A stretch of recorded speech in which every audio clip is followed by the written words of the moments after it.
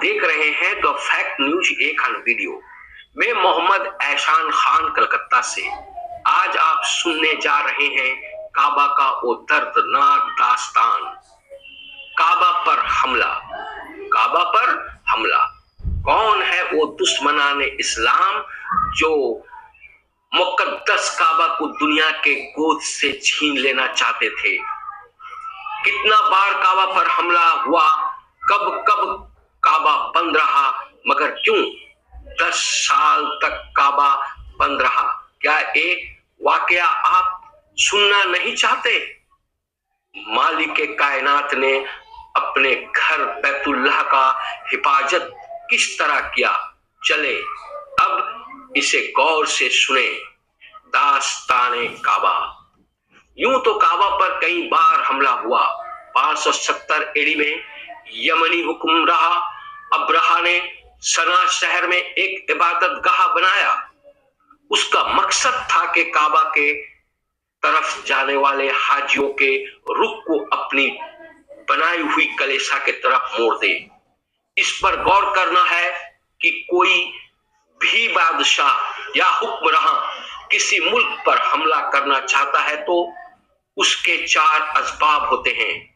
पहला रिलीजियस यानी मजहबी, दूसरा इकोनॉमिक यानी माशी, तीसरा एक्सटेंशन ऑफ एम्पायरलिज्म यानी अपनी साम्राज्य को फैलाना, चौथा प्लंडरिंग यानी लूटना।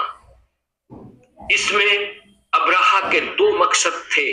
पहला रिलीजियस यानी मजहबी, उसने जो कलेसा बनाया था वो चाहता था काबा के जानिब जो हाजी जा रहे हैं उनके रुख को अपने कलेसा की तरफ मोड़ दिया जाए और सब सना में इबादत करने के लिए आए। यह तभी मुमकिन या कामयाब हो सकता था जब काबा को निस्तो नाबूद कर दिया जाए। दूसरा इकोनॉमिक यानी मासी मकसद, अगर वो काबा को ढाने के मंसूबे में कामयाब हो जाएगा तो अरब के जुनूबी तजारती रास्ते जो शाम और मिस्र तक जाते हैं वो उस पर कब्जा करके अरबियों के तजारत को खत्म कर देगा। इस इरादे से उसने सन 570 एडी में कशीर तादाद लश्करों को लेकर बैतुल्लाह को ढाने के लिए रवाना हुआ। मैंने इसकी पूरी दास्तान सूरा फील को तस्रीह करते वक्त बता चुका हूं। आप ज्यादा जानने के लिए मेरी उस वीडियो को देख सकते हैं। जब वो बैतुल्लाह के करीब पहुंचा तो रब्बुल कायनात ने अपने घर को बचाने के लिए उस पर खतरनाक परिंदों के झुंड को भेजा। तारीख गवाह है, जब वो परिंदे छोटे छोटे पत्थरों से हवाई हमला कर रहे थे, अब्राहा के लश्करों के चिथड़े उड़ रहे थे। उस पत्थर का पावर इतना था कि इंसान के जिस्म फूल जाते और फटने लगते। यानी the small stone was more powerful than the atomic bomb.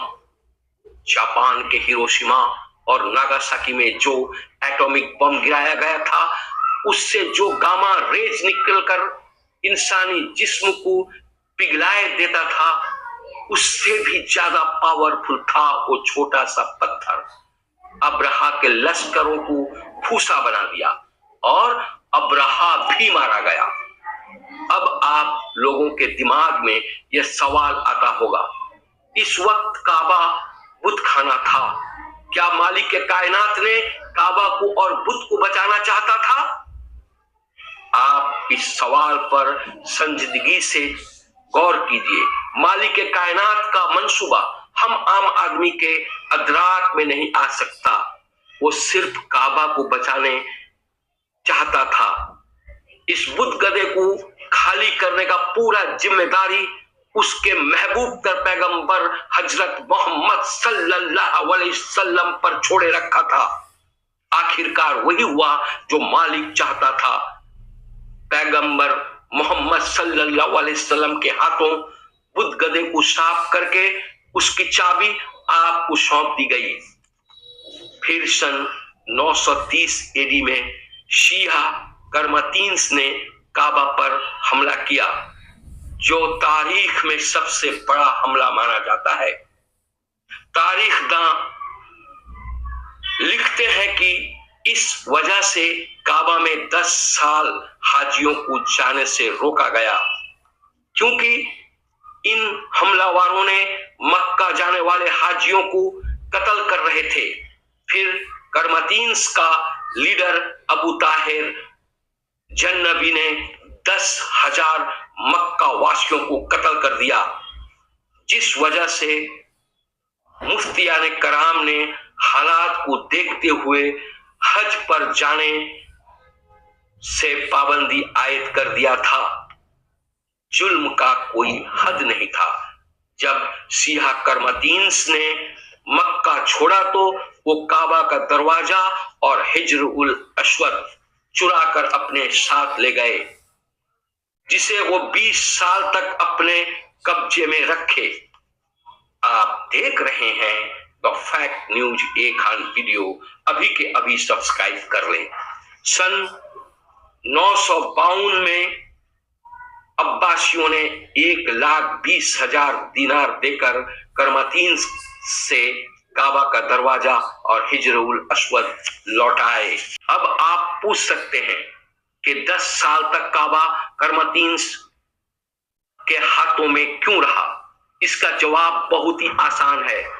मुसलमानों को अल्लाह तबारक ताला ने तलवार का धनी बनाया था, उनके अंदर कुर्बानी का जज्बा रखा था। जब उनके हाथों में तख्त और कानून आया तो वो अल्लाह के नेमतों को भूल गए, मनमानी करने लगे और काहिल हो गए। उन्हें दुनियाई बीमारी से निकालने के लिए, उन्हें सुधारने के लिए यह सब मंसूबा बंदी खुदावंद कुद्दूस ने खुद किया। इस हमले के बाद उन लोगों ने अपने आप को मजबूत किया, फौजी ताकत को बढ़ाया, वो दुश्मनों के खिलाफ अपने आप को फौलाद बनाने लगे। फिर सुनिए 19वीं सदी 1814 में हिजाज हुकूमत में वबा जैसे प्लेग, कॉलेरा और मेनिंजाइटिस फैलना शुरू हुआ, जिस वजह से 8,000 लोग मरे। इसी सन में हाजियों को हज करने न जाने पर पाबंदी आयद की गई। फिर 1837 में हज के महीने में जानलेवा वबा फैला, जो 1852 तक रहा, जिससे हर दिन 1,000 से ज्यादा लोग मरने लगे। मिस्र से डॉक्टर भेजे गए और मक्का के रास्ते पर क्वारंटाइन का इंतजाम किया गया, लोगों की देखभाल की गई। इससे यह सबक मिलता है कि अल्लाह के मर्जी में इंसान का कोई हाथ नहीं, वो जो चाहता है और जब चाहता है करता है।